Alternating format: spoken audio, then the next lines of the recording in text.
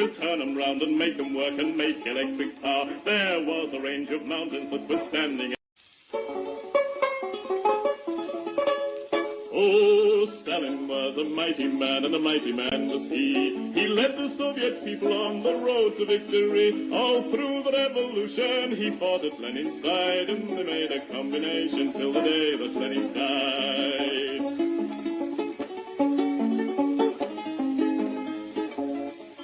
He said, come on, you people, we must work with brain and hand. And then one day the Nazis came into the Soviet land. They plundered to the Volga, to Stalingrad. And then Joe Stalin said, come on, me boys, and kicked them out again. Oh, Stalin was a southerner, in Georgia he was born, where the oranges grow thick and fast and fields of waving corn. And Stalin is a farmer, his fingers they are green, and he has planted the biggest crop the world has ever seen. One day he looked upon the map and frowned and shook his head. There's too much brown and not enough green, these were the words he said. We'll have to change the weather, boys, he said, and then he smiled. So let's begin by planting trees along 3,000 miles. So Stalin rolled his sleeves up then and said it's time to start. The Volga River and the Don, they are too far apart. I think we'd better join them, so come and help me, pal, and we'll build a mighty waterway, the Volga-Don Canal.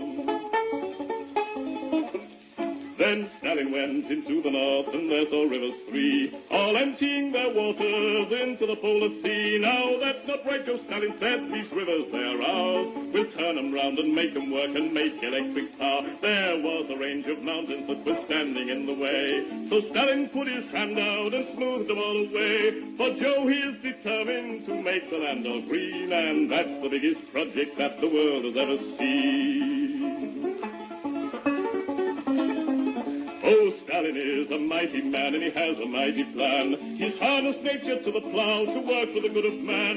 He's hammered out the future, the fortune he has been, and he's made the worker state the best the world has ever seen.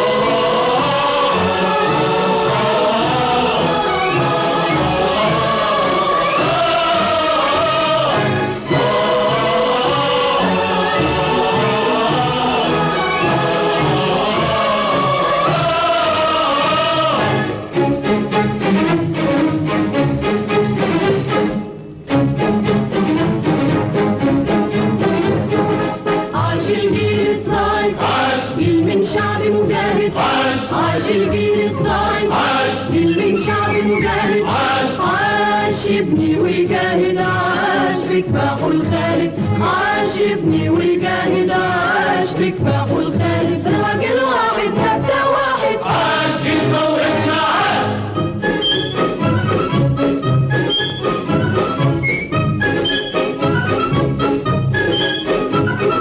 عاش الجندي يوم ما حطم شوكة الاستعمار، كان عنوان النصر الثوري في كل بلد أحرار. عاش الجندي يوم ما حطم شوكة الاستعمار، كان عنوان النصر الثوري في كل بلد أحرار، وسمعنا بيقولها قوية باسم مبادئ أبية. وسمعنا بيقولها قوية باسم مبادئ أبية. أنا خط هجوم ودفاع، أنا رمز سلام وصراع، أفدي بالروح وأعيش في النصر بطل وشجاع. أنا خط هجوم ودفاع، أنا رمز سلام وصراع، أفدي بالروح وأعيش في النصر بطل وشجاع. حيوا معايا قولوا معايا عاش الجندي العربي عاش.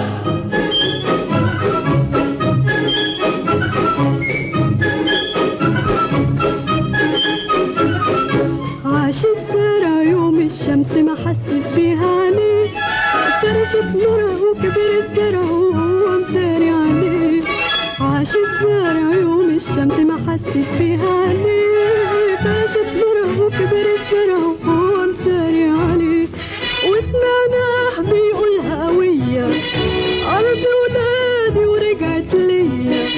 وسمعنا بيقولها قوية أرض ولادي ورجعت ليا. حرمونا سنين وسنين وافتكروا الناس نايمين، وطلعنا عليهم يوم خلصنا حقهم ملايين. حرمونا سنين وسنين وافتكروا الناس نايمين، وطلعنا عليهم يوم خلصنا حقهم ملايين. حيوا معايا قولوا معايا عاش فلاح الثورة عاش.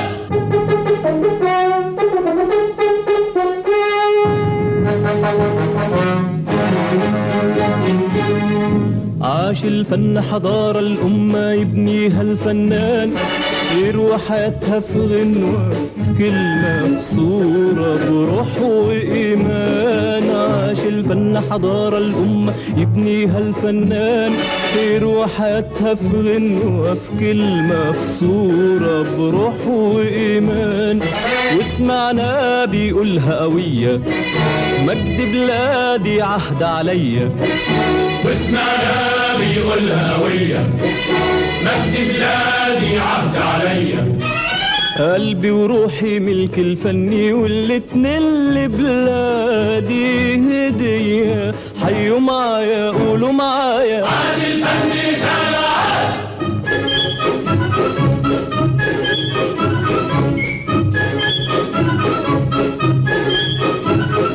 عاش العامل يوم ما فكر يبني البلد ودار فيها مداخن طالع منها لهب النور والنار. عاش العامل يوم ما فكر يبني البلد ودار فيها مداخن طالع منها لهب النور والنار. وسمعنا بيقولها قوية ده إنتاجي وصنع إيديا. وسمعنا بيقولها قوية ده إنتاجي وصنع إيديا. حققنا بعون الله للشعب دعاه ومنى، والخير زاد منا وفاض والفايد صدرناه. حققنا بعون الله للشعب دعاه ومنى، والخير زاد منا وفاض والفايد صدرناه. قولوا معايا حيوا معايا عاش عاش العامل عاش.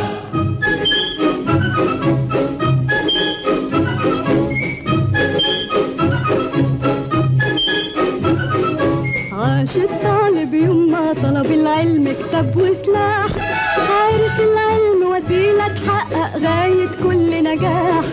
عاش الطالب يوم ما طلب العلم كتاب وسلاح، عارف العلم وسيلة تحقق غاية كل نجاح.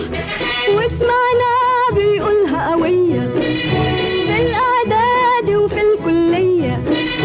وسمعنا بيقولها قوية في الإعداد وفي الكلية. العلم سلاح جبار بيحول ليلنا نهار، يسعى للنور بالنور ويواجه النار بالنار. العلم سلاح جبار بيحول ليلنا نهار، يسعى للنور بالنور ويواجه النار بالنار. حيوا معايا قولوا معايا عاش الجيل الصاعد عاش.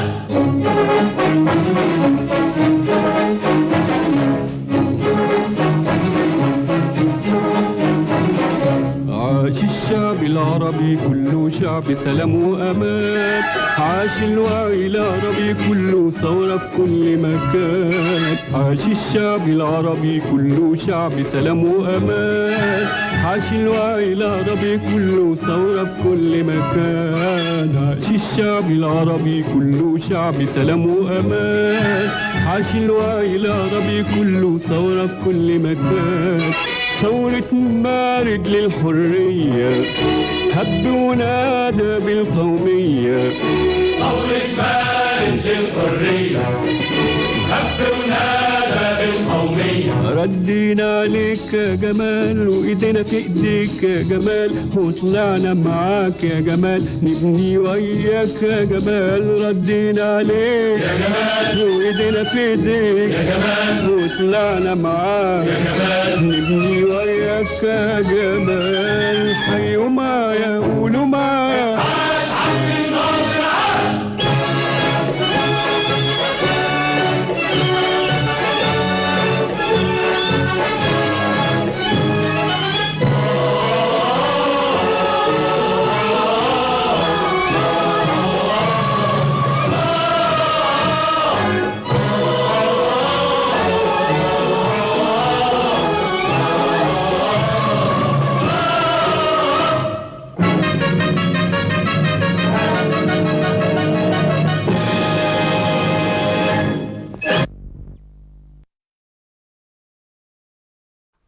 Good evening, everybody, and welcome along to the programme known as The World Tonight, the rival to Newsnight, only in the sense that we sometimes share a time slot, but of course the quality content here is far higher. And tonight, as the title may have given away, we are returning to the subject of the war on Gaza, and the subject, of course, is entitled as such because it is an Anglo-American murder spree, which is what it is. And we're going to be explaining why that is in just a moment. But before we do so, be sure to like and share this stream across all your appropriate social networks if you haven't already. Helps us spread the message and lay claim to the potential share of the BBC licence fee, which I aim to apply for next week. Right, before we get into the subject at hand, we have to do our customary roll call through the chat. So we have Banana Bender, who seemed to check in several hours ago. I'm not sure if he's still here. We have Albert Roundtree. Good evening to you. We have Lurtis, who joins me from another area in Manchester. Good to see a fellow resident here. Jay, who joined us from Virginia, I believe. And C. Bolt, who says, no big band rehearsal for me tonight, so tuning in. Well, glad you chose to spend the time with us. Hendrik, welcome to you. And J9B, who is joining us from Johannesburg, South Africa. Good to have you with us, comrade. It's Comrade Hello Hi, who joins us from the East Anglia People's Republic. We need to get more of these People's Republics established across the historic counties of England and Scotland and Wales. Peter, who's joining us from Perfidious Albion. And, of course, we've got others joining us from the USA, such as Austin, who says hello to everybody out there from Idaho.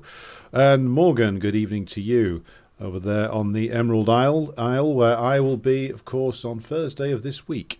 Rebus, who says, good evening, everyone. Nice community going here. Been lurking for a couple of weeks. Well, all the lurkers are welcome to come out of the shadows and declare themselves. I didn't even ban that fascist from the other day. There you go. Anglo-American equals the Anglo-Saxon Empire. Well, it's a lot more Anglo than, well, it's a lot more American than Anglo-American, but the point is it's a continuing project, to answer Albert's comment there in the chat room there. So, right, here we go. As I said, like and share the stream if you haven't done so already, and we shall begin. The purpose of this particular stream, of course, is to revisit the subject of the war on Gaza, or more specifically the what I'm going to call now the American-led war in the Middle East. And the whole purpose here is to clear away any misconceptions that anybody might have about what is going on in the region of the world, depending upon which angle you're looking at it from. It's either the Middle East or West Asia. And you'll notice over the last few weeks that there has been an attempt by Washington and London to try and make it look as if they're not as implicated in this horror as they otherwise would appear to be. And there's a reason for that, of course. Specifically in the American case, it is partly, at least, a political motivation, a purely political motivation on behalf of the Biden administration. And that is, of course, more specifically, not just Biden, it's the Democratic Party as a whole is now getting extremely worried about its prospects against Trump, even if they do dump Biden, which it looks as if they might, and bring in American psycho Newsom. They're still going to get damaged by what's gone on here in terms of the Arab American communities who are becoming increasingly and rightly disenchanted with the Democratic Party and are prepared to say, well, it doesn't really matter if Trump wins. How could he be possibly be worse than Biden? So, reasonable point, you might say, and you would be right. So from the narrow political point of view, the Biden and wider Democratic Party apparatus is wanting to try and massage the message here, shall we say, in that they want to try and emphasize the fact that, well, Biden's trying, but that Netanyahu, he's just out of control. That's the kind of message that they're giving out. And the wider point, both in Britain and the United States, is that they are worried about the size of the demonstrations that have taken place, domestically speaking, and the fact that all of the propaganda techniques that they've tried to use on them are not working. Like, for instance, in Manchester over the weekend, you still got at least a couple of thousand turning out now, nearly 5 months into this. On the Saturday, a lot of people seem to be moving towards a more militant direction, shall we say? Because how could they not draw militant conclusions, even if they were fairly standard leftists? The complete, shall we say, fuck you attitude of the government in London and the government in Washington, D.C. is going to have an effect on anybody. It's going to give them a very valuable political lesson in that even if you have 1 million, 2 million, 3 million, 4 million, 5 million even, out in the streets who march around central London or any other city really, and then go home again, the government's free to ignore you, as was the case 20 years ago, when 21 years ago now, early 2003, I was there on the massive demonstration in London against the Blair government's plan to invade Iraq. Probably showing an astounding amount of naivety in my early years, in that I regarded this as somehow important in the idea that, well, they can't ignore this many people. It turns out they could. And they've been ignoring the demonstrations in London relentlessly. Periodically they arrest people, such as my comrades towards the end of last year. But mostly they just ignore it. And this is, of course, now becoming harder and harder to do as the demonstrations continue. So they're changing tactic, and now they're pretending that it's just all down to crazy old Benjamin Netanyahu. And this is the message that the Biden administration is trying to put out there. They're trying to say that, well, Biden says, hey, Bibi, you want a ceasefire? And Netanyahu just goes, no, I'm just going to kill everybody and there's nothing you can do about it. And they're basically trying to say that they don't control Israel, but of course they do. And we covered last week the significant numbers into well over $6 billion at least that have been covered, or raised, I should say, by the purchase of Israel bonds inside the United States by both financial institutions and state governments, which of course is a long-term project of building support for the Israeli colonial project inside the United States, both at federal and regional level.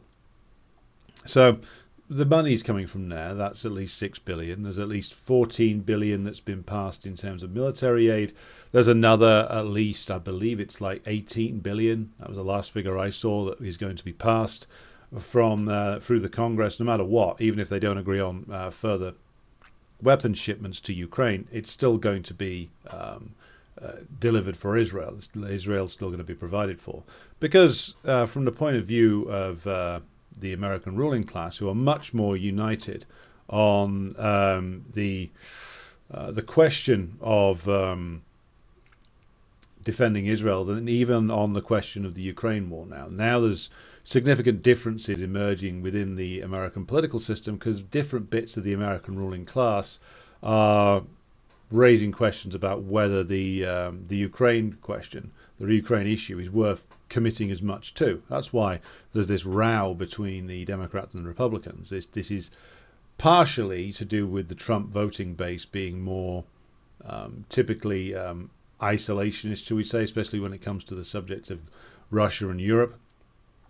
But also it's the certain differences within the American ruling class themselves as to what strategy they want to pursue.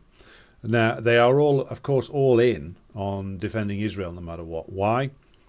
Because Israel is a much longer term project and it's much more important in terms of fundamental US imperialist interests than Ukraine is. Ukraine's important, let's not underestimate this.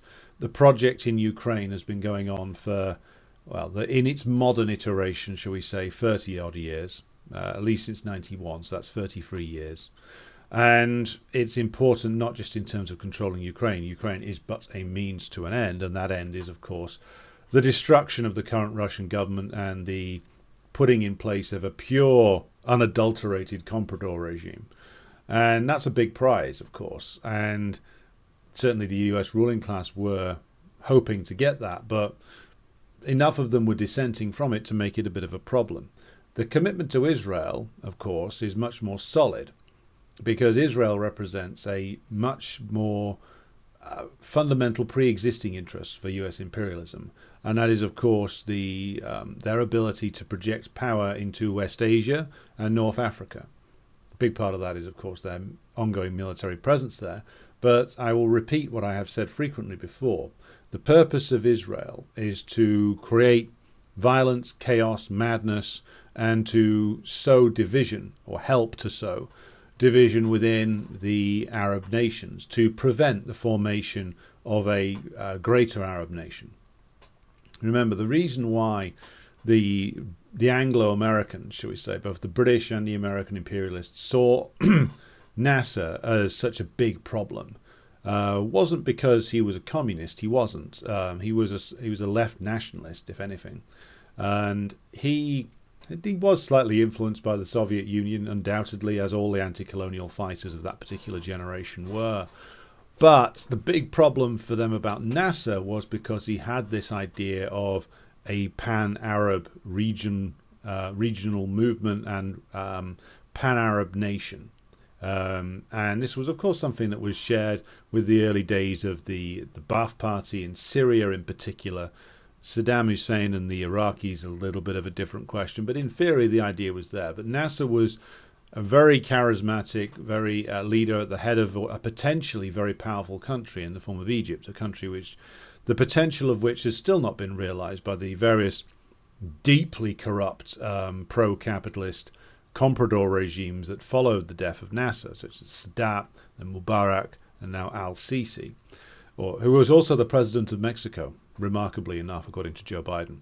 But the point is that Nasser was regarded as this huge threat precisely because he had this political project that was dedicated towards Arab unity. And that is why, of course, that part of the reason why the US and the British imperialists and the French were so dedicated to making sure that the Nasserist project failed. So when Nasser started to look to form a unified Arab nation via the United Arab Republic, initially both Syria and Iraq were interested, and then it came down to just Syria and Egypt, and it fell apart in the aftermath of really in the aftermath of the Six-Day War. And the motivation for the Six-Day War, part of it came from wanting to destroy Nasserism and pan-Arab socialism. So it goes to my point, which is that Israel is a very useful armored base in the Middle East, as we've covered frequently before. It's a key part of US strategy to make sure that the unified Arab nation that has long been dreamed of by various shades of Arab nationalists, both the socialist and even of the more pro-capitalist variety, has dreamed of it. Neither variety has got there though. But Israel's crucial to keeping the Arab nation divided amongst themselves, fragmented into dozens of different countries, fragmented between different forms of Islam and different forms of religion, particularly between Christian and Muslim, between different forms of Islam, as I said. And of course, then you put the Zionist colony in the middle of it, and the purpose of it is to create as much chaos as possible. Let's be clear, if Israel goes down at any point, then that is a harbinger of the end times for US imperialism and its influence in the Middle East, and British imperialism too. So this is the reason why Biden, it doesn't matter if Biden goes tomorrow, the next president will make the same decision. Because if Israel goes down, that's going to be more devastating for the US than Algeria's loss was for the French. Algeria's loss for the French was pretty devastating. I mean, it caused a military coup in France in 1958, which brought de Gaulle to power, only for him to betray his old friends when he realized the war was completely unwinnable. But I would put it on a similar level to the loss of Algeria to France, because the way the US political establishment, at least, sees Israel is that as Algeria was France, Israel is America. That's how they see it. And there was no greater spokeswoman for this than the great Kamala Harris, that wordsmith, that most eloquent of spokeswomen for US imperialism, in her largely on-script ramblings to try and defend the cognitive faculties of Joe Biden the other day. She went into what was clearly a pre-scripted set of remarks, where she was probably told to not burst out laughing for at random moments. But also, she started describing how Biden responded to the October the 7th Al-Aqsa flood operation. And of course, she starts describing it in dramatic terms. Biden was at his desk and didn't say whether he was awake or not. And he was on the scene and taking charge. And I think it was very interesting because clearly this was a scripted moment to try and make Kamala look as if she was being, staunch in her defense of the great man. But what it actually revealed was that for these people, an attack on Israel is an attack on the US. And they're right, in a way. They are correct, which is Israel is a outpost of the United States in the Middle East. So when people like Kamala Harris act as if that's the case and act as if the military operation that the Palestinian Liberation Forces carried out against Israel was an attack on the United States, that's a true reflection of how 99% of the US political establishment views it, for a variety of reasons. Some of it, like Antony Blinken, it's because his family were involved in the early days of Zionism. It's not only a reflection of his deep commitment to US imperialism, but of his personal commitment to the Zionist project. And you get a number of people like that. And then you get the people who are just following along because they're following orders, like, the Democratic Party left. And then you get the people who are committed to it for other reasons, like wild Christians, etc. And then you get the more cynical people who fully understand the role that the Zionist state plays, like the earlier version of Joe Biden.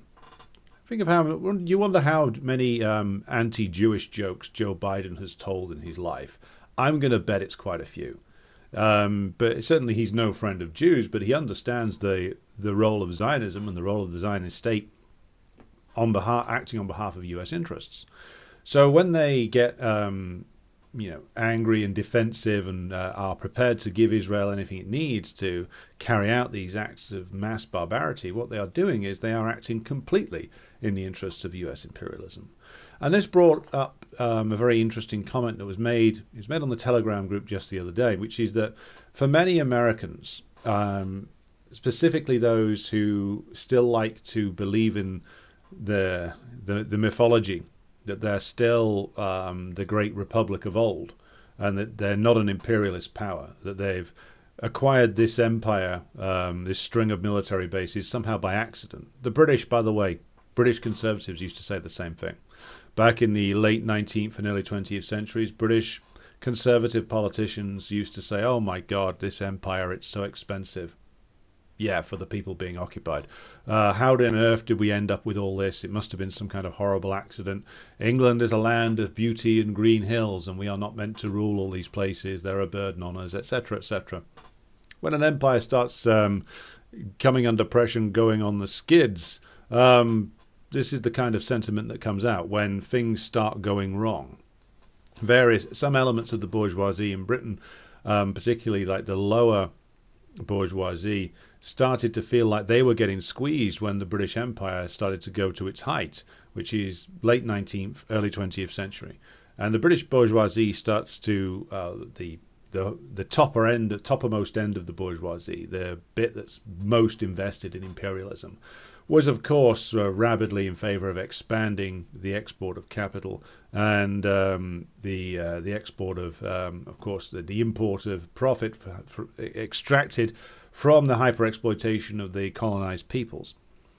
But at the same time, some of the lower bourgeois, and particularly those who were involved in manufacturing, started to complain at the end of the 19th century that they were getting out-competed and that they were under pressure from foreign imports, which had started to be the case because British manufacturers had started to be outcompeted by both Germans and those from the United States at the end of the 19th century. So you started to get similar complaints that you hear in the United States now at the end of the 19th century in Britain. This is reflected even in works of fiction such as The Ragged-Trousered Philanthropists, where there's a debate amongst a group of workmen about whether they should vote Tory or Liberal. And some of the workmen are in favour of voting for the Tories because the Tories will impose more tariffs and protect British industry more. Does that sound familiar? And again, this is a reflection of the fact that imperialism, when it gets to its decadent, decaying monopolist phase, which it does very quickly, starts even to impinge upon the profits and the domestic markets of the lower bourgeoisie. And this was true in Britain, and it's true in the United States as well. And this is what fuels a lot of the political divisions. But to return to the point, some of these characters in the United States are, of course, still don't want to admit that they are an imperialist country, just as some people in this country never wanted to admit it either, and don't want to admit the gigantic amount of profit that U.S. imperialism extracts via its export of capital and hyper-exploitation of resources and labour around the world. And this is reflected, of course, in the confused America First slogan and some of the rhetoric that you get from people saying that why is Biden or Blinken or Mitch McConnell so committed to defending another country in the form of Israel? Well, the answer is that Israel isn't another country. It's an extension of the United States. It's also an extension, in a way, of still the country that founded it, which is Britain, and the wider imperialist, the US imperialist bloc, particularly, of course, the French and the Germans. And they're all on board with this, as are the rabid reactionaries in Warsaw who jump on board with every single US imperialist adventure, and of course all the different puppet regimes that the US runs. But the point here, to return to the title of this stream, is that the US absolutely has to defend Israel, even if they would rather it was run by a collection of more salubrious characters. It doesn't look good when you're hugging Netanyahu on the tarmac, as it turns out, as Biden is finding out. It doesn't look good when you're on the same side as Smotrich or Ben Gvir, who are sort of uttering like blood-curdling threats, and their death squad guys who are aligned with them are running around carrying out blood-curdling atrocities.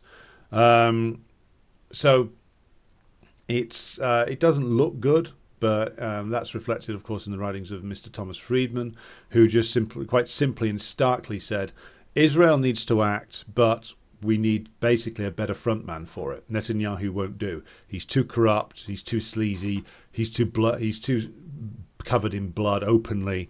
He's too aligned with these openly fascist characters. But of course, they can't get rid of Netanyahu, because if the US is seen to move against Netanyahu and dispose of him now, then they've got a severe problem in terms of political stability in Israel. So they would love to dispose of him, but they're stuck with him. If they get rid, if they would love to bring in some younger, more dynamic Zionist who could act the liberal in the US and re-secure the votes of the identity politics, petty bourgeois leftist crowd again. But such a person isn't available inside the Israeli political system. All you've got inside the Israeli political system is far right, further right, fascist, genocidal fascist, more genocidal fascist, and end times apocalypse maniac. So those aren't particularly sellable choices, other unless, of course, you're talking about selling them to the wilder end of the US evangelicals, which is, of course, represented by people like Pastor John Hagee. But they're a powerful voting bloc in the United States, but they're not by any means a majority, no matter what Jon Stewart in his revived Daily Show will want to tell anybody. I bet you're going to be watching that in the United States, aren't you? Isn't it great? The smug bastard has returned, just at the time we needed him most.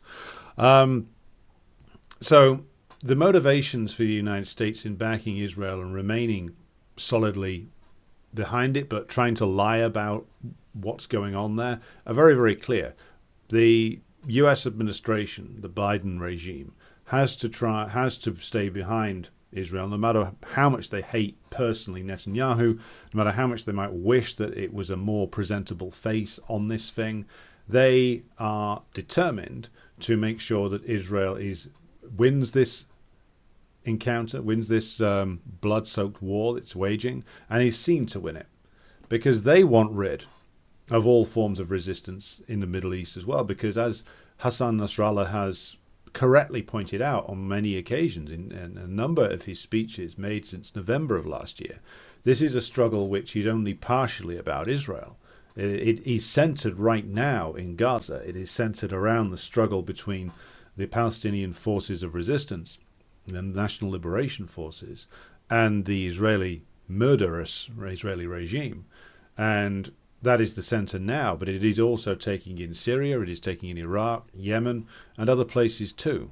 And the struggle moves and intensifies in one area than another. And you've seen the relative impotence of the United States in trying to crush these struggles, to the point where it's got so intense in Iraq that even the tame regime that runs the official government there has passed a resolution essentially calling upon the US to leave. The US won't want to leave, but it may reach a point where its presence there is unsustainable.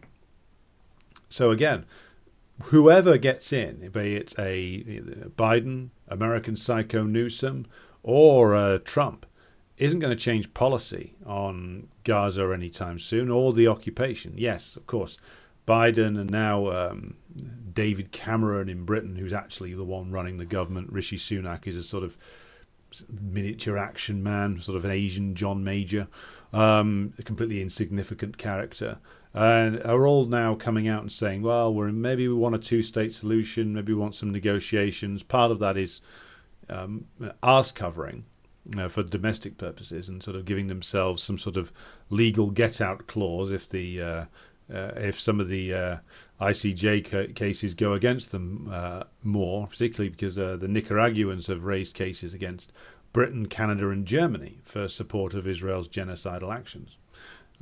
I don't place any faith in the ICJ as an institution, but it would be enormously embarrassing, particularly for the British and the Germans, and the Canadians, all three of them, in fact, if they were to be found guilty of aiding and abetting a genocide.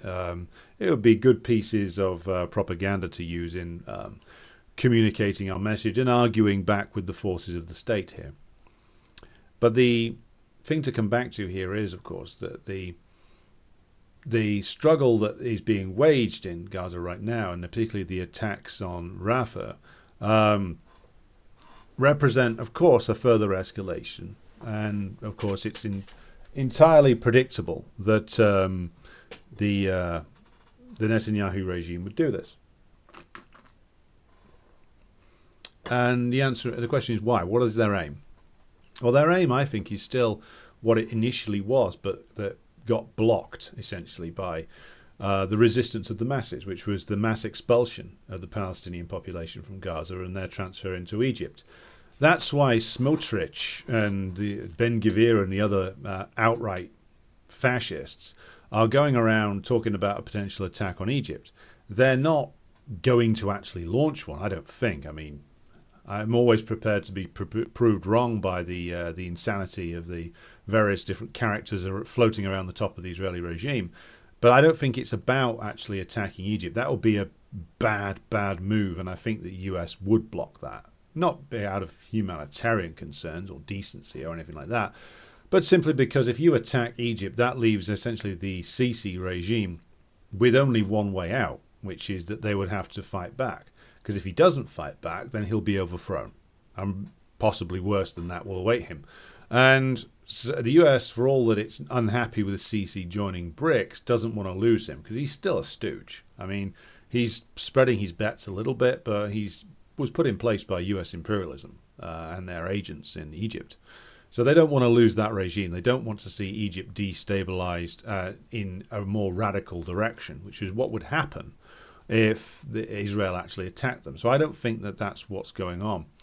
I think that Smotrich and what he's aiming for and what the others in the Israeli cabinet want is to pressure al-Sisi to open the border and essentially allow them to do this mass expulsion of the Palestinian population into Egypt. That's what they want to do still to this day, because that's their aim. That's the ultimate victory.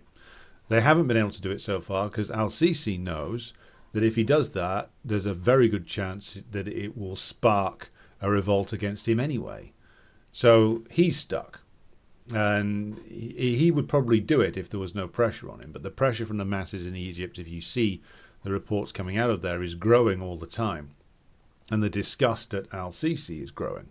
So he's in a lot of trouble if he agrees to collaborate openly with Netanyahu. So that's why he's turned down all the bribes that they've offered so far, because it would just be too much for the Egyptian masses to stomach. So he's stuck. The Israelis will want to carry on terrorizing the Palestinian population, who are now all stuck in the south. They will want to carry on terrorizing them to the point where they demand to exit through the crossing to Egypt, and then they will secure their victory, which is the mass expulsion of the Palestinian population from Gaza. So far, the resistance and the population have stood firm in refusing to bow before these murderous gang of rabid lunatics that make up not just the Israeli government but the Israeli army, a more pathetic and contemptible species of just the worst kind of like stereotypical colonial forces you couldn't find anywhere. I mean, it's like the writings of Frantz Fanon in the opening couple of chapters of The Wretched of the Earth came to life. I mean, everything that he wrote about regarding colonial armies, their psychology, the incredible acts of barbarity and savagery that they carry out after the figure of the native has rebelled against them. Everything that Fanon wrote in that book over 70 years ago now has come true. With you're watching it, and you're not only watching it, but you're watching the Israelis themselves post up basically Fanon was right memes on their own Instagram pages. I mean, I'm pretty sure if the Nazis were around today and they were waging Operation Barbarossa, they'd probably be doing the same shit. I mean, it's just the social media side of this just adds to Fanon's point, which is that because I've been thinking about this over and over again as to why they keep doing it. Why on earth carry your fucking iPhone around with you posting pictures of it on your Instagram? It doesn't make any practical military sense, even if you just subtract out of it the moral and ethical concern. Well, the reason is that all the crimes and all the barbarities and all the just like pathetic, like sleazy behavior, all of that is meant to be broadcast, as I said just the other day, and that is the illusion of strength that they are projecting, and no one else outside of like the rabid Israeli population buys into that at all. No, other than like real weirdos who you meet on like you see them out there on like the pro-Zionist demonstrations that pop up every now and again in Britain and get like a few thousand, and that's with like a big budget and national mobilization behind them. But if you ever see a pro-Zionist demonstration in Britain, it's the weirdest people you could possibly imagine. Basically like the really bad guys out of a James Ellroy novel come to life, essentially. So again, like, it's proper to call this an Anglo-American war. Certainly without the support of the United States, Israel wouldn't be able to do this for a day. Again, Biden could end it all tomorrow. He won't, because if he ends it all tomorrow, that's the end of Israel. Not immediately, but that's an absolutely fatal and devastating blow to Israel. It would cause an enormous amount of destabilization in the Israeli political system, and even if it claimed the end of Netanyahu's career, whatever replaced him would be more unstable and less likely to be able to be controlled, and therefore more likely to do wild and unpredictable things that would speed up the destruction of Israel. So, like, there's every reason to believe that if Biden did, or any US president, basically said to the Israeli government, "That's enough. You're not getting anything else out of us. Not only do you have to stop, but now you have to enter negotiations."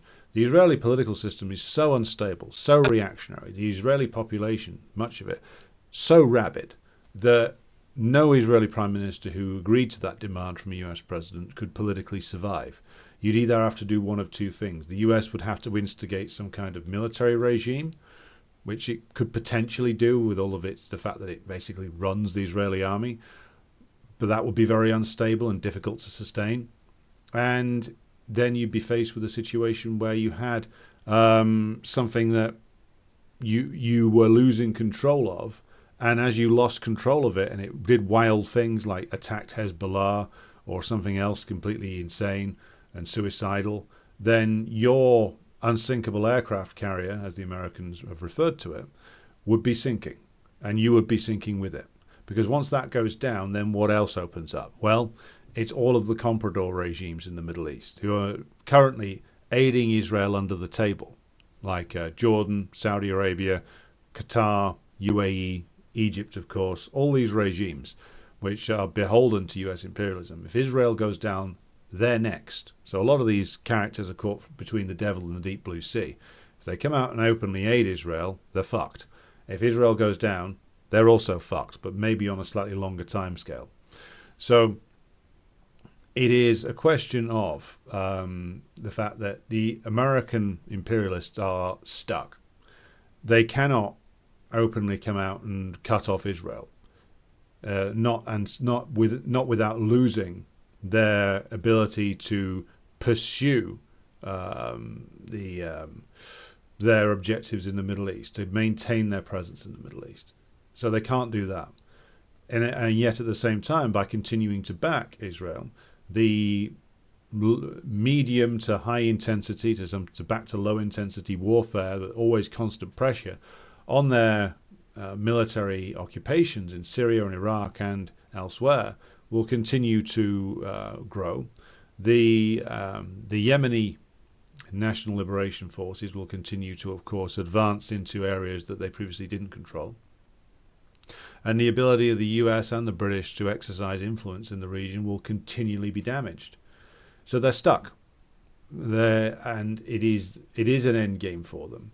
And what will emerge from this will ultimately, and whether it is in 6 months or 6 years, ultimately, will be the end of the American presence in the Middle East. It'll certainly be the end of the British presence. I mean, Jesus Christ, the Royal Navy can't even put a ship to sea anymore without a cork popping out and the thing sinking or breaking down or otherwise not being able to move. So this is the end game. That's why, and the stakes here are massive, because as soon as that American and British, and to a lesser extent French, colonial presence goes from the Middle East, the barriers to a more unified Arab nation will start to fall away. And again, it depends upon the revolutionary mood and level of organization of the Arab masses, what that impulse towards Arab unity will do, where it will take them.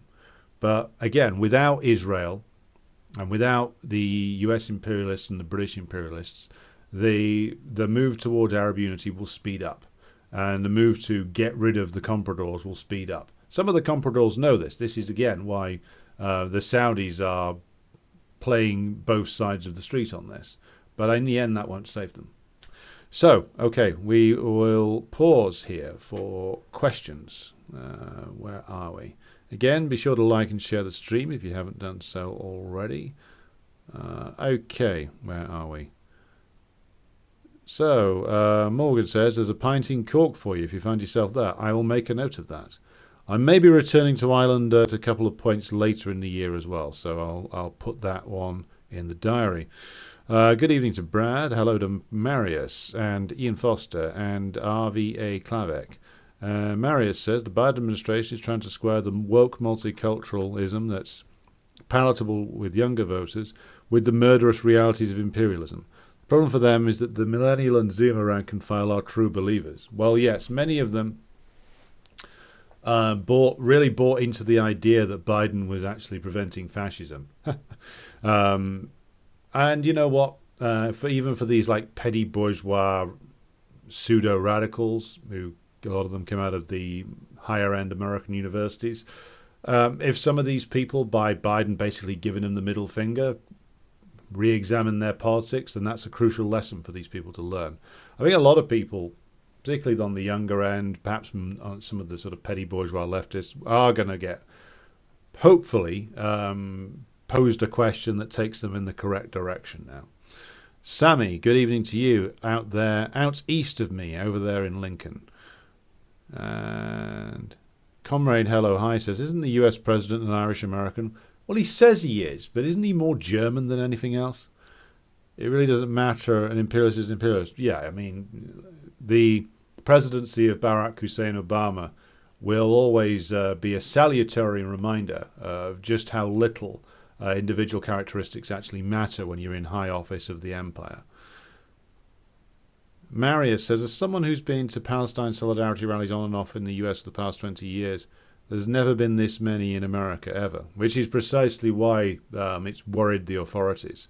They've been caught out, basically, by a movement they didn't expect. They can ignore it until it comes to election day, and then the people can make a mess of the political landscape. Yeah, I think the worry that they've got over Biden is going to speed up his booting off the Democratic ticket. They'll want to do it in a way that's as undemocratic as possible. And it's going to cause chaos here in the short term because of that by-election up in Rochdale, which is to the northwest of me, where Galloway might get in.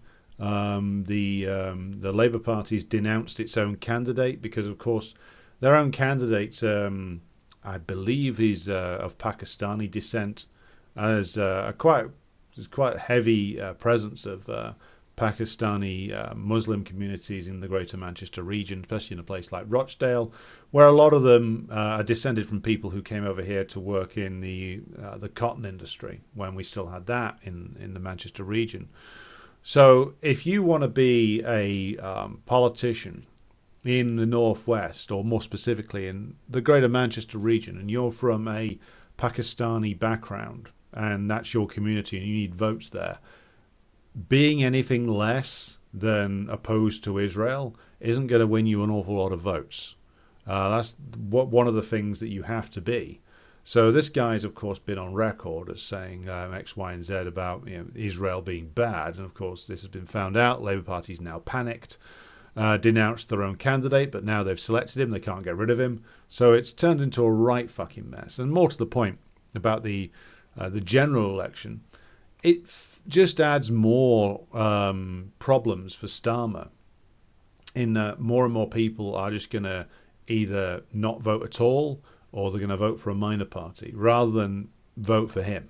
They're not going to vote Tory, because the Tories have been in for 14 years and have only made things worse, of course, but more and more people aren't going to vote for the Labour Party, which I think can only be a good thing. And the Israel question is one of the things that's motivating that.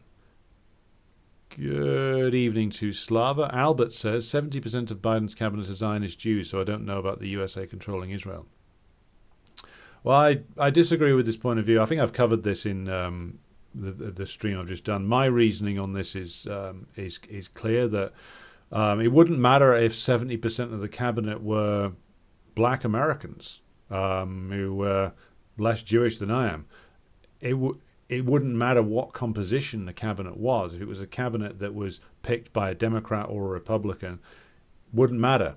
The action would be the same. Yes, people like Blinken, because of the family history, are more perhaps emotionally invested in the Zionist project, but it wouldn't matter if it had been him, if it had been Colin Powell, if it had been Condoleezza Rice, if it had been, way back in the day, people like George Shultz, whoever the Secretary of State is. The attitude to Israel when Israel is facing defeat and disaster would have been exactly the same. It's a matter of priorities of imperialism. The composition of the cabinet just simply doesn't matter, same as it doesn't here. When it comes to the priorities of imperialism, the people in the characters in the bourgeois parties all fall into line. And it's very useful to track what Keir Starmer says, because you can track the evolving position of the British bourgeoisie almost through his tweets. Greetings. Back to you, CJ, over in Richmond, Virginia.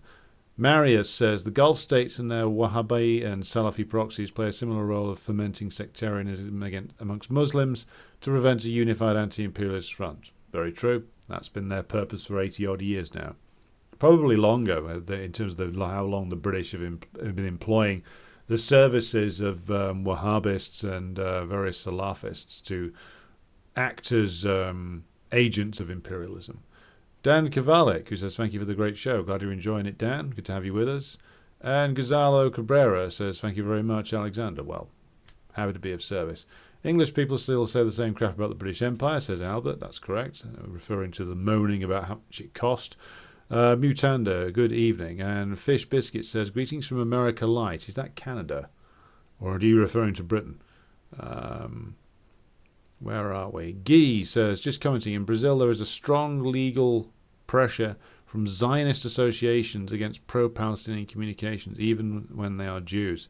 Yeah, so, I mean, have you seen, I know Guy is commenting from Brazil, but I think there's a strong support for Israel amongst comprador bourgeois everywhere. I know that heinous idiot Bolsonaro was a big Israel guy. Milei now, I mean, just that guy is such a cuck, it's unbelievable, and unstable as well. What Israel appeals to these comprador types and these incredibly weak characters, and that's what Milei and Bolsonaro are, by the way, these incredibly weak characters who are sort of pumping themselves up constantly to try and look like tough guys. Because what they fundamentally represent, and what their actual political purpose is to deliver Argentina and Brazil to being ground under the boot heel of the US, which isn't exactly a strong move. It's not a great nationalist move. So you have to replace an actual progressive nationalism with a sort of fake, blustering, melodramatic put-on job of a nationalism. And that's like Bolsonaro's anti-communism, and of course his allegiance to, as is Milei's, the case with Milei's allegiance to Israel, this sort of overly enthusiastic embrace of Zionism. Again, nothing to do with Jews, nothing to do with the love of the Jewish faith or anything like that. What they are embracing, as I said with Milei's considerations of converting to Judaism, he's not converting to Judaism. He's converting essentially to being a more authentic Zionist. That's what he's trying to do. By associating themselves with this colony of US imperialism, and by assuming the most extreme stance in its defense. So Milei going over there and saying, oh, you should blow up the Al-Aqsa Mosque and build that temple. Again, like it's a massive case of overcompensation, as it is with Bolsonaro. Like, these guys' entire purpose is to deliver their nations into like servitude. And so again, it's like a sort of psychological impulse. It has to be made up for by like dramatically supporting something that's like what they regard as ultra virile and violent. Of course, it's neither of those. It's certainly not a mark of virility. It's a mark of profound and like mask. It's a mask of impotence. But they look around for a nation that's like a US stooge regime, and they see Israel and they see it being strong by going around and shooting people and blowing things up, and they see that as strength. Whereas again, like, this is a complicated way of masking your comprador nature, is by adopting more and more violent external expressions. Right, so where are we? We've got more from Marius, who says, Jon Stewart returning fills me with existential dread. He was already insufferable in the Obama years, and he'll be several times more insufferable now. I await him doing the face that he used to do when he used to play Trump clips, like, you know, play a Trump clip or play some clip with like somebody in a MAGA hat saying something stupid or something that can be edited to look stupid. Jon Stewart pulls a face, then plays a clip of, like, I don't know, Gavin Newsom combing his hair, and the libs in the audience go crazy, something like that. It's going to be rather difficult to sell that, though, if it's the genocidal war in Gaza is still going on and it's still Biden. So it makes me think that the Stewart coming back is, well, partly on a basic level, it's an attempt to save the Daily Show brand after Trevor Noah comprehensively drove it into a ditch by being an unfunny asshole. A man who, by the way, let's not forget, made a really series of funny gags about the miners at Maracana being shot by the South African police. Remember that one? Trevor Noah made a load of hilarious jokes about that. Pro the shooting of striking workers. I mean, that guy, other than for his skin colour, that guy could have made a name for himself in the apartheid-era comedy clubs. Right, Muzzle Paint says, Stewart is a stooge. We had massive DC protests in 2003 against Second Gulf War, shock and awe. It created many leftist collaborations. They worried the ruling class. They brought Stewart to organise a protest that deflated the left. It was heavily advertised and called the Rally Against Nothing. Many moderates who were leaning into socialism because of the war were deflated by this. Was that about the same time? Was that Stewart and Colbert's rally to restore sanity or something?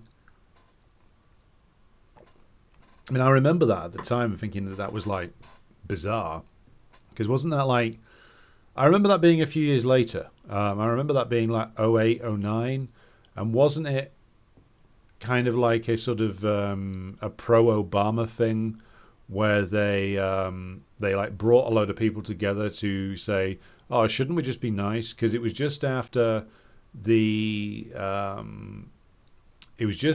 Occupy Wall Street, I think, and at the same time that the whole like Tea Party thing started, and like Stewart and various other sort of civility trolls were looking to like basically say, shouldn't we all just get along, that kind of thing. Or am I thinking of something else? Clarify if I'm getting the wrong event there. Some weirdo, says Jenny, just sent me an Facebook DM. I haven't used Facebook in several years, saying glory to Israel. It's probably from Netanyahu. That's all he's got left to do now. K667 says, what if the liberal media are allowed to protest about the ethnic cleansing, unlike in Ukraine?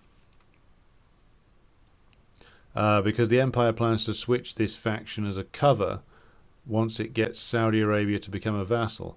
Well, Saudi Arabia already was a vassal. I mean, it was essentially a pure creation of and a creature of American and British imperialism. Now, for some reason, the current ruler, de facto ruler, Mohammed bin Salman, is again like spreading his bets a little bit. So it's an interesting one. Would the Americans like to get rid of bin Salman and put someone more pliable in his place? Well, maybe. But I'm interested to see what your reasoning is for saying that they'll get Saudi Arabia to become more of a vassal. I mean, I know that they would love to get rid of MBS now, given that he's proved to be rather unreliable and has his own ideas. But yeah, if you could expand on your question, K667, I'd be grateful. Thoughts on the Revolutionary Communist Party guy getting arrested?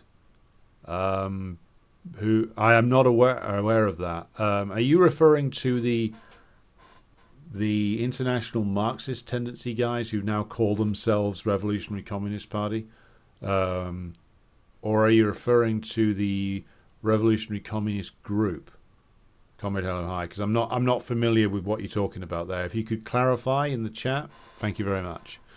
Unused Sub says, what about Simon Danchuk? He was Rochdale MP once. He's a joke. He had to resign, I think, because he was caught, having been a long-term campaigner against paedophiles, he was caught sending like sexually explicit messages to a 17-year-old girl. So like he's a buffoon, a sleazebag. So he's running for reform like Nigel Farage's outfit, which have, I mean, they may pick up a few votes at the general election from like discontented Tories, but I can't see them doing much with Danchuk up there unless he's got some kind of personal following that I'm not aware of. I mean, I've done a little bit of political work in Rochdale a number of years ago when Danchuk was the MP. I mean, he seemed to get in just because he was Labour, and that place has been Labour for a long time, since the days of the old Liberal MP and massive fucking degenerate pedo scumbag Cyril Smith. Comrade Hello Hi has clarified, yes, the IMT, some guy at a Palestine protest got arrested on serious charges. I saw that. I saw that they'd been arrested under the Terrorism Act, the same way my own comrades were previously. I saw video of the arrest, and they were putting him in the van without even handcuffing him, which seemed a little bit odd. Look, I'm not going to speculate on it openly because I'm not aware fully of what the charges were and what's arisen. So we'll have.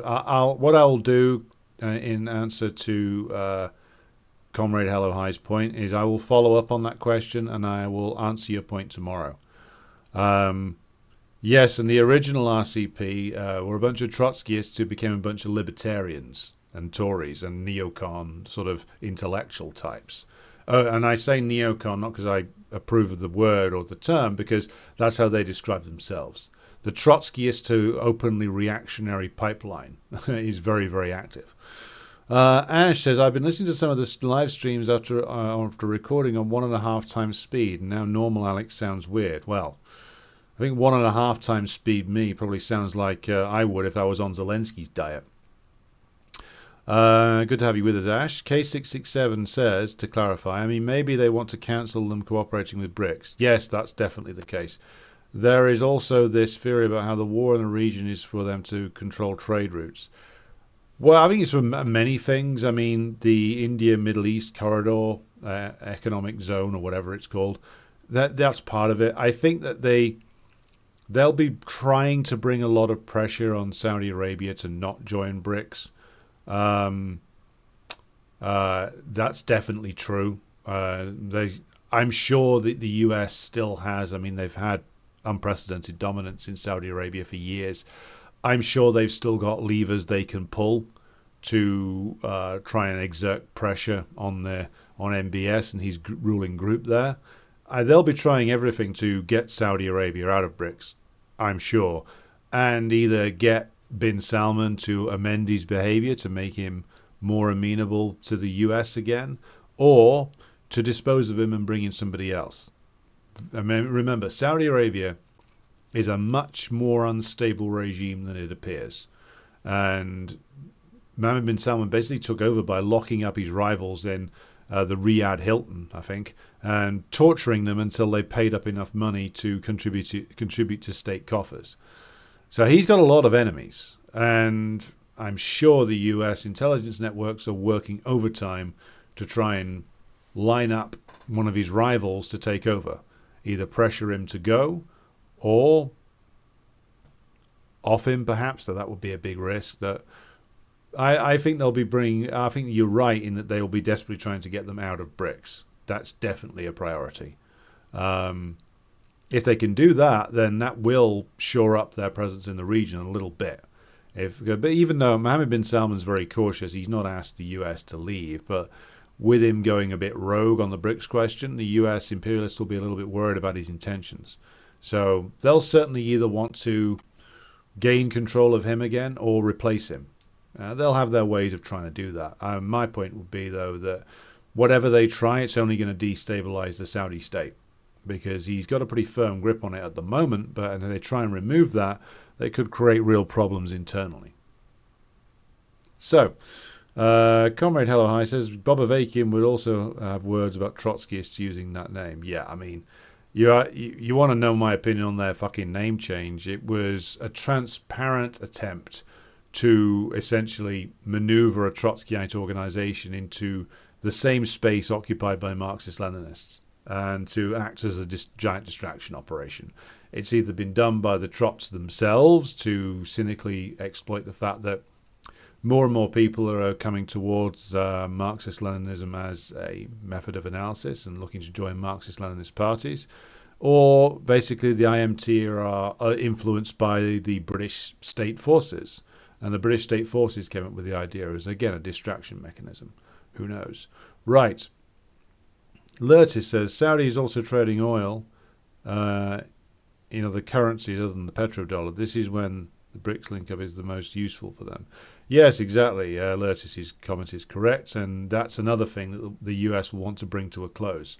The Saudis trading in other currencies, especially the Chinese yuan or the ruble, is definitely something that they don't want to see continue. They will be very keen to stop that.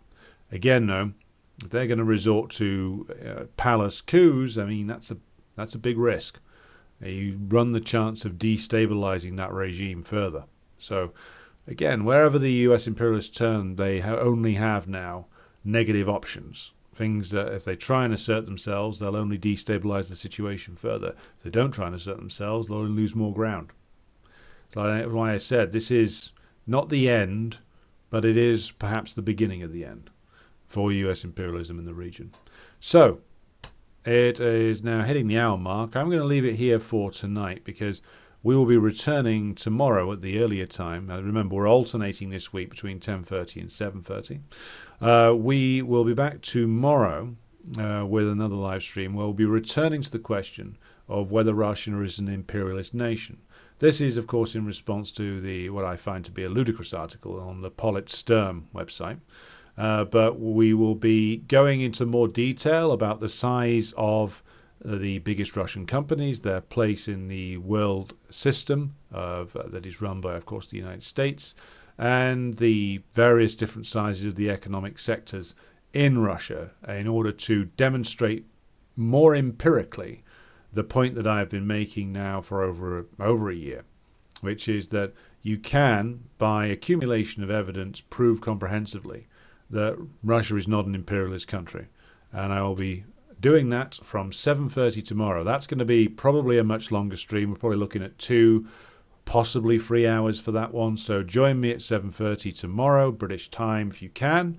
And we'll be doing a comprehensive walkthrough of the Lenin's theory of imperialism, and then we'll be looking at how it applies or doesn't apply in the Russian case, and taking apart the theory put forward by Polit Sturm and various Trotskyite organizations that, hey man, it's all just imperialism. Right. Thank you to everybody who has tuned in tonight. Thank you to everybody who has contributed to the chat. This has always been a very interesting discussion. You can find the audio recording of this on the Patreon page, and if you want to support the program, go over to there and support it that way, or go onto the Buy Me a Coffee link if you want to as well. And thank you to everybody who's tuned in. Be sure to like and share the stream, and if you haven't subscribed to the channel already, be sure to do so. I will now throw you back over to your musical interlude. Oh, Stalin was a mighty man, and a mighty man was he. He led the Soviet people on the road to victory. All through the revolution, he fought at Lenin's side, and they made a combination till the day that Lenin died.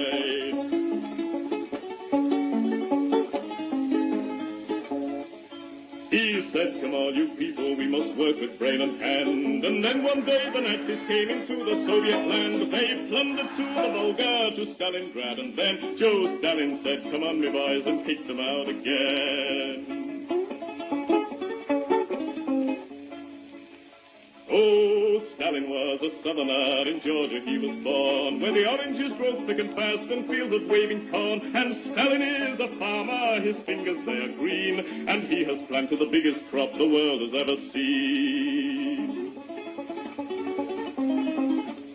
One day he looked upon the map and frowned and shook his head. There's too much brown and not enough green, these were the words he said. We'll have to change the weather, boys, he said, and then he smiled. So let's begin by planting trees along 3,000 miles. So Stalin rolled his sleeves up then and said it's time to start. The Volga River and the Don, they are too far apart. I think we'd better join them, so come and help me, pal, and we'll build a mighty waterway, the Volga-Don Canal. Then Stalin went into the north, and there saw rivers three, all emptying their waters into the polar sea. Now that's not right, Joe Stalin said, these rivers, they are ours. We'll turn them round and make them work and make electric power. There was a range of mountains that were standing in the way, so Stalin put his hand out and smoothed them all away. For Joe, he is determined to make the land all green, and that's the biggest project that the world has ever seen. Oh, Stalin is a mighty man, and he has a mighty plan. He's harnessed nature to the plow to work for the good of man. He's hammered out the future, the fortunate he has been, and he's made the worker state the best the world has ever seen.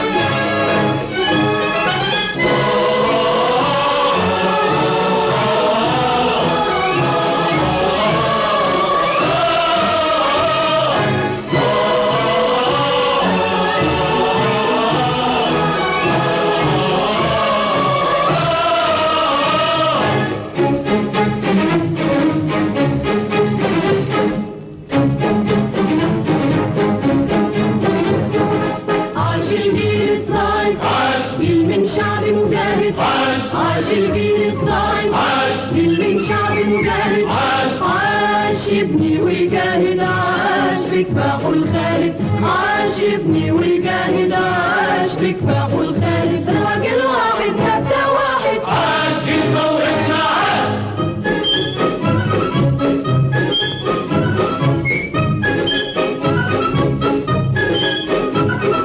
عاش الجندي يوم ما حطم شوكة الاستعمار الثوري في كل بلد أحرار. عاش الجندي يوم ما حطم شوكة الاستعمار، كان عنوان النصر الثوري في كل بلد أحرار. وسمعنا